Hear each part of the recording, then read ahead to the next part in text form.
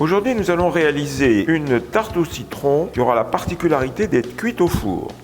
On va commencer par la réalisation de la pâte sucrée, pour laquelle vous aurez besoin de 200 g de farine, 90 g de sucre glace tamisé, 40 g de poudre d'amande, ou un mélange poudre d'amande, poudre de noisette, une gousse de vanille grattée ou 20 g de sucre vanillé, un œuf, 130 g de beurre doux mou et une pincée de sel fin. Pour réaliser la pâte, on va mélanger toutes les poudres ensemble, donc la farine, la poudre d'amande, le sucre glace, les graines de vanille que vous avez raclées ou la poudre de vanille. On va mélanger ça avec le beurre coupé en dés et ramolli. Vous allez battre avec le batteur jusqu'à obtenir une forme sablée.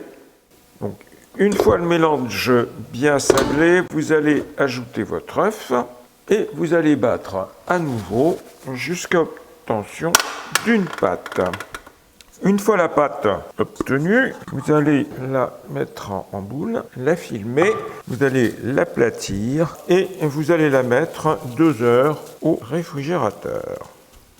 Pendant que la pâte refroidit, on va commencer à préparer la crème au citron.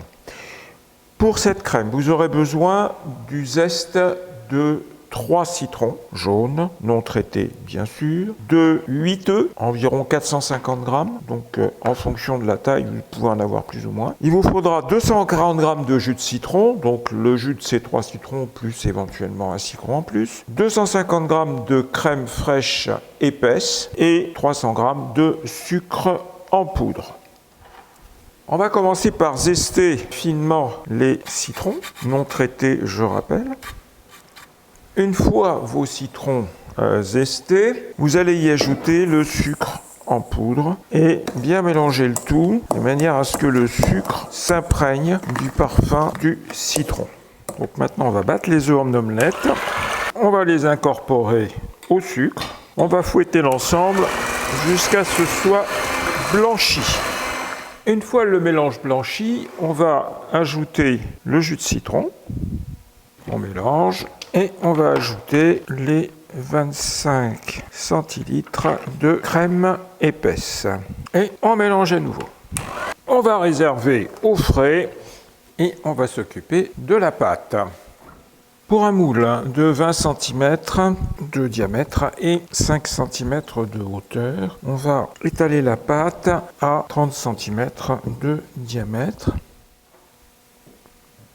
Vous déposez le cercle sur un papier cuisson. On utilise les chutes de pâte pour boucher les éventuels trous. On va mettre la tarte à refroidir au frigo.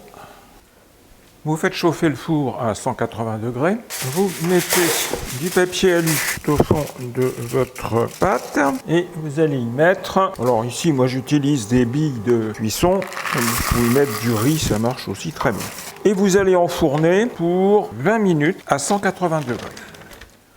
Au bout de 20 minutes, vous enlevez votre pâte du four, vous allez enlever délicatement le papier alu et vous allez remettre votre pâte à cuire à 130 degrés jusqu'à ce que la pâte soit sèche et dorée. Une fois que la pâte est dorée, on va la laisser à l'ouverture du four, four ouvert, toujours à 130 degrés. On va fouetter légèrement la crème, on va écumer les grosses bulles qui se forment sur le dessus. On va verser la crème à hauteur et on va remettre à cuire toujours à 130 degrés pour 50 minutes. Une fois cuit, on va laisser le gâteau totalement refroidir avant de le démouler. Au moment du service, on pourra décorer en saupoudrant d'un peu de sucre glace ou de zeste de citron râpé.